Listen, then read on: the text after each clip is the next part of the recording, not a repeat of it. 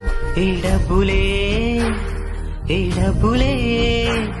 ఇవి కొంటేనే ఈ కాలంలో ప్రేమలే పుడతాయిలే.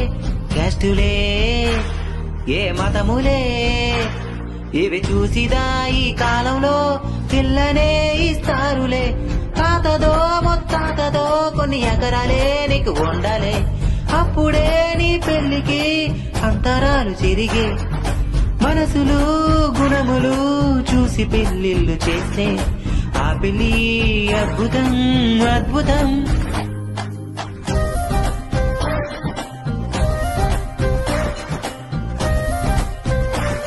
ఒకటి చెప్పు, పొద్దుగాల లేసి స్నానం చేసి డ్రాయర్లు పడేసి వెళ్ళిపోతావు. మళ్ళీ కబోర్డ్లోకి ఎలా వస్తుంది? నేను ఉతుకుతున్నాను, అందరూ బాత్రూమ్ వాడతారు. శుభ్రంగా ఉంటున్నాయా? ఎవరు క్లీన్ చేస్తున్నారు? నేను చేస్తున్నాను. పళ్ళల్లో అందరూ తినేసి ప్లేట్లు పడేసి వెళ్ళిపోతారు. మొత్తం కడిగి నేను నీట్ గా పెడుతున్నాను. వంట చేస్తున్నాను, బట్టలు ఉతుకుతున్నాను, గిన్నెలు దోముతున్నాను, ఇల్లు శుభ్రంగా ఉంచుతున్నాను. అయినా ఎవరు నీళ్లు ఎక్కడి నుంచి కేకలేసినా నేనే నీళ్లు తెచ్చి ఇవ్వాలి. మీకేం తక్కువ చేసినా? పక్కింట్లో ఉండేవారు అందరూ ఆడవాళ్లు టీవీ సీరియల్ చూస్తున్నారు. పిల్లలు చదువుకోవాలని చెప్పి కేబుల్ కనెక్షన్ కూడా పీకేశావు. నాకు టీవీ కూడా లేదు. మీరందరూ ఇంటికి ఎప్పుడు వస్తారని కూర్చుని ఎదురు చూస్తుంటాను. మీకంతా అర్థం కాదు. ఏం మాట్లాడుకో. మీరు తినే కూరల్లో ఉప్పు కారం కనిపించదు, కానీ అవి లేకుండా రుచే లేదు. ఇంట్లో ఉన్న మేము కూడా అంతే. అమ్మ పిల్లలు కనిపించరు, కానీ మేము లేకుండా ఇన్ని డబ్బులు ఖర్చు పెట్టి చదివిస్తుంటే ఫెయిల్ అవుతావా? ఇప్పుడు మన వాళ్ళందరూ అడిగితే నేనేం సమాధానం చెప్పాలి? అయినా ఇలాంటి సమయంలో నువ్వే నాకు ధైర్యం చెప్పాలి గాని ఇలా కొడతావేంటమ్మా? చిన్నోర్మి ఫెయిల్ అయిపోయిందే కాకుండా మళ్ళీ సిగ్గు లేకుండా మాట్లాడుతుంది. అయినా నిన్ను కండం నా దురదృష్టం. వెళ్ళిక్కడి నుంచి.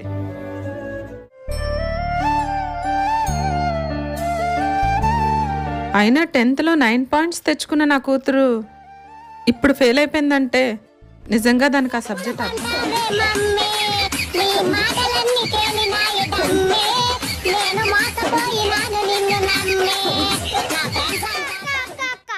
ఏంటే ఏమైంది? మా కుక్క గుడ్డెట్టి. కుక్క గుడ్డు పెట్టడం ఏంటే? కోడి కదా గుడ్డు పెడుతుంది. మా కోడికే కుక్క అని పేరిట్ట.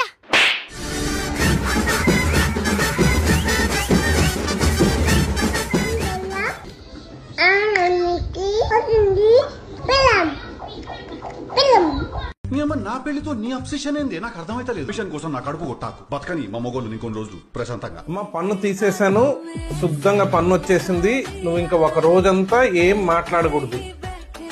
అంటే ఒక రోజు అంటే అమ్మ ఒక రోజు సరిపోదు, నీకు గట్టి పన్ను కదా. 5 రోజులు మాట్లాడకుండా ఉంటే చాలా మంచిది, బాగా ఆరిపోద్ది. సరేనా?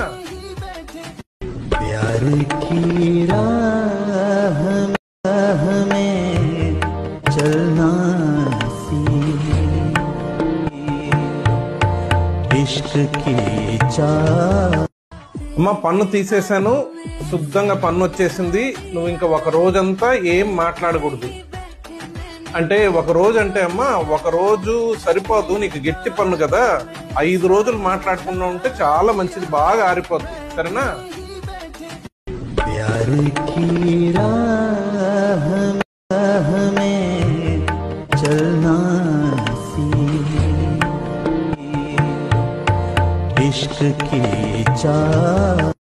అమ్మ పన్ను తీసేశాను, శుద్ధంగా పన్ను వచ్చేసింది. నువ్వు ఇంకా ఒక రోజంతా ఏం మాట్లాడకూడదు. అంటే ఒక రోజు అంటే అమ్మ ఒక రోజు సరిపోదు, నీకు గట్టి పన్ను కదా. 5 రోజులు మాట్లాడకుండా ఉంటే చాలా మంచిది, బాగా ఆరిపోద్ది. సరేనా?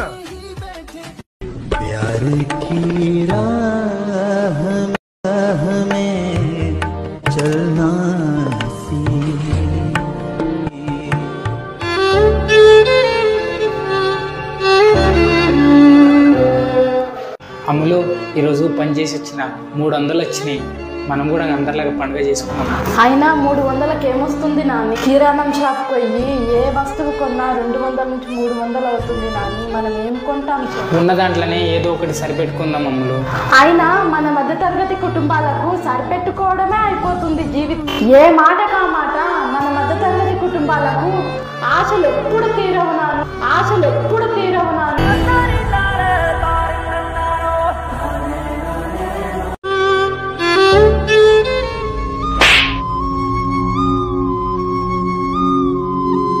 అమ్ములు అమ్ములు ఏమైంది అమ్ములు? లేవమ్ములు. అమ్ము అమ్ము అమ్ములు లేవమ్ములు. ఏమైందిరా? అమ్ములు లేవమ్ములు, చెన్నై షాపింగ్ మాల్లో దీపావళి ఆఫర్ నడుస్తుందంట, లేవమ్ము. ఒక అమ్మాయిని కొని ఇంటికి తీసుకెళ్ళి మన కంట్రోల్లో పెట్టుకుంటున్నాం. అదే పెద్ద ప్రాబ్లం. వాళ్ళు ఏం చెయ్యాలో ఏం చేయకూడదో, జాబ్ చెయ్యాలా చేయకూడదా, ఫ్రెండ్స్ని కలవచ్చా కలవకూడదా, ఏ డ్రెస్ వేసుకోవాలి, ఏం తినాలో నుంచి ఎలా మాట్లాడాలి, ఎలా ప్రవర్తించాలి వరకు అన్ని మనం డిసైడ్ చేసేదే. వాళ్ళింటికి వాళ్ళు వెళ్ళాలన్నా మన పర్మిషన్ తీసుకొని వెళ్లాల్సిందే. అయినా మనం మాత్రం ఎక్కడికైనా వెళ్ళొచ్చు, ఎలాగైనా ఉండొచ్చు. దానికి కుక్కకి బిస్కెట్ వేసినట్టు మనం వాళ్ళకి వేసేది ప్రేమ, లవ్, ప్యార్, కాదల్. లేదు, నాకు అర్థం కావట్లా. నేను ఈ మందలో ఒకటిలా ఉండలేను. కావాలంటే మేమిద్దరం తాళి కట్టుకుంటాం. అక్కడి నుంచి అన్నీ ఈక్వల్గానే ఉండాలి.